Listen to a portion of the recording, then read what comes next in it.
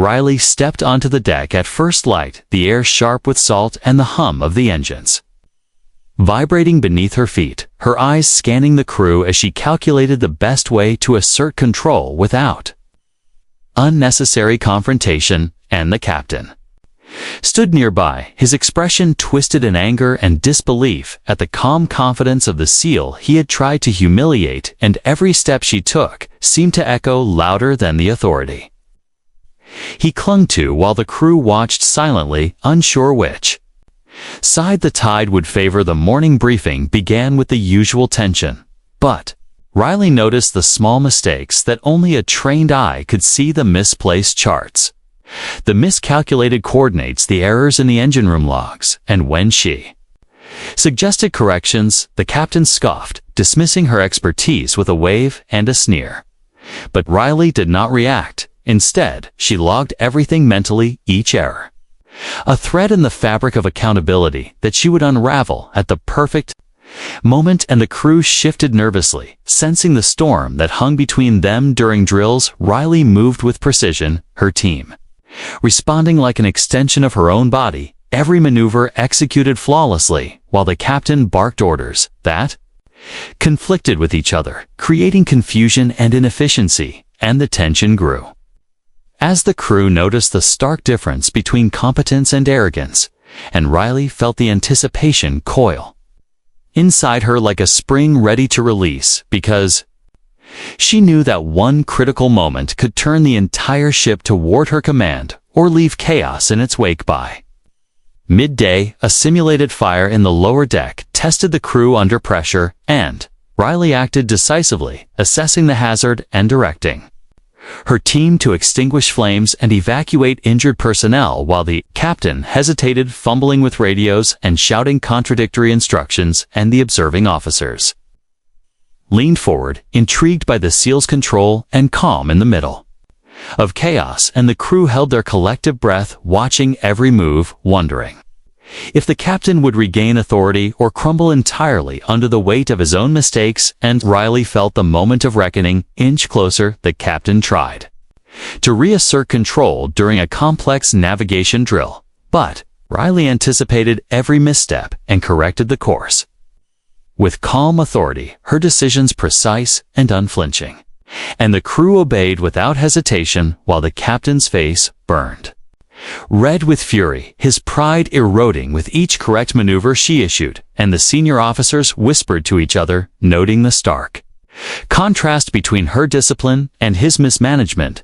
And Riley felt the satisfaction of inevitability, knowing the consequences of disrespect were about to unfold. Later in the afternoon, Riley moved below deck, inspecting equipment and observing the crew quietly, each glance sharp and measuring each decision critical. And when she noticed a malfunction in the radar system, she corrected it, instantly preventing a potential disaster. And the captain fumed impotently at her expertise, which made the crew increasingly respect her authority, while whispers of admiration spread like wildfire. And Riley felt the calm before the storm settling in her chest as she planned the next move to make the lesson unmistakably clear.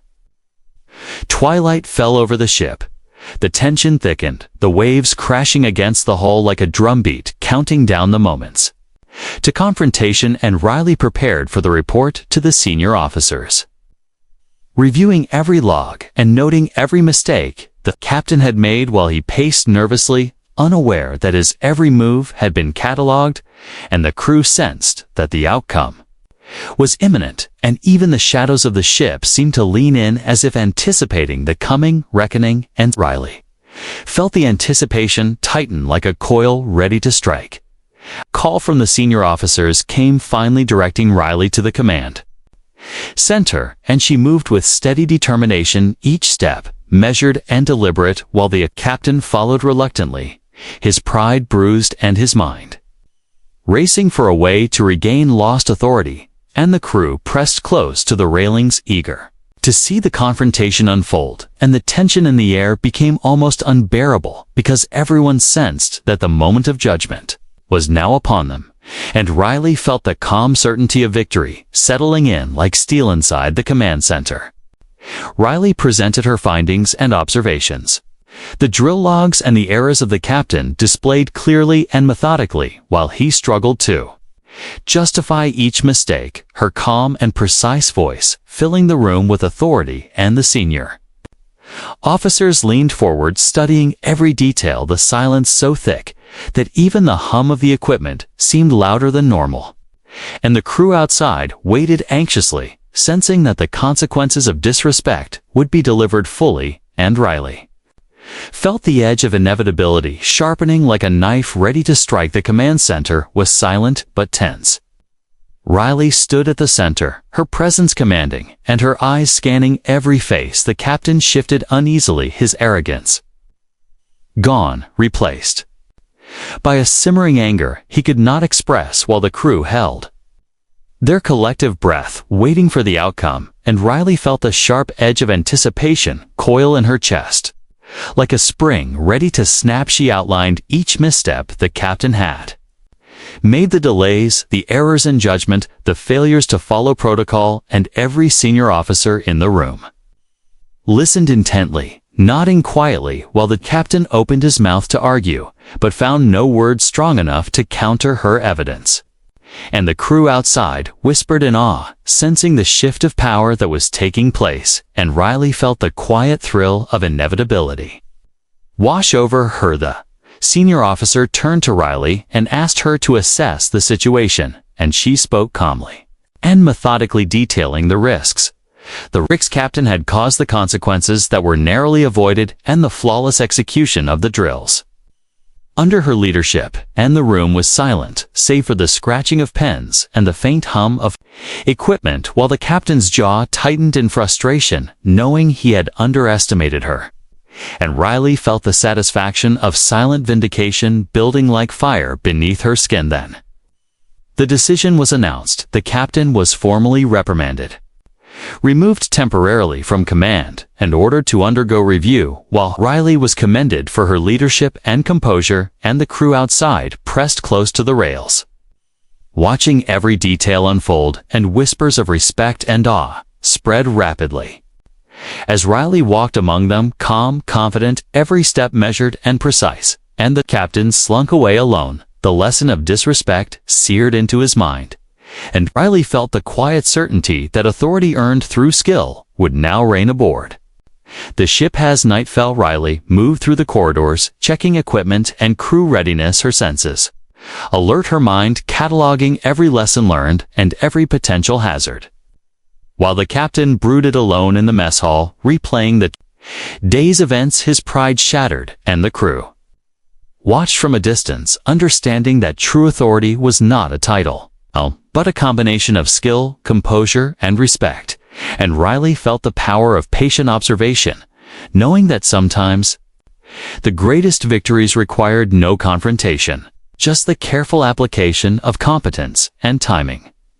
Waves crashed against the hull, rhythmically echoing the tension that had settled over the ship, and Riley responded immediately to a late call about a potential radar malfunction, correcting the error before the captain or anyone else could react. And the crew realized that her decisiveness had prevented disaster, and the captain's expression darkened further, knowing that the consequences of underestimating her had been made unmistakably clear. And Riley felt the thrill of quiet dominance sharpen as the lesson sank in. By early morning, the crew assembled for drills, but the atmosphere was changed. Authority now rested with Riley, her calm confidence commanding the respect of all, and the captain followed reluctantly, his arrogance tempered by caution, and the crew responded quickly to her commands, understanding that competence now defined leadership, and Riley moved seamlessly, directing maneuvers while senior officers observed, taking notes, and whispers of admiration spread through the crew as the lesson of the day became undeniable, and Riley felt the satisfaction of control solidifying like steels. The sun climbed above the horizon. Riley completed her rounds, ensuring readiness and safety, cataloging improvements and lessons learned. The captain watched, silently acknowledging the cost of his misjudgment, and the crew moved with renewed confidence, their trust In Riley cemented by her actions an unwavering calm, and Riley felt the quiet satisfaction of victory, knowing she had not only averted was a disaster, but established a standard of respect and consequence that would endure for years to come. Aboard the ship, and even as the day progressed, she remained vigilant, her focus sharp, her commands precise, knowing that respect, once earned, must be maintained through discipline and constant readiness. And, even as the waves slapped against the hull and the wind whipped across the deck, Riley knew the lesson had been etched into every mind, every action, and every future drill that disrespecting a Navy SEAL came at a cost. The captain had learned far too late, and the crew understood that authority depended on skill, integrity, and courage, and Riley moved forward, calm, confident, and unyielding, knowing that the storm of arrogance had passed, leaving only the quiet power of proven competence behind her.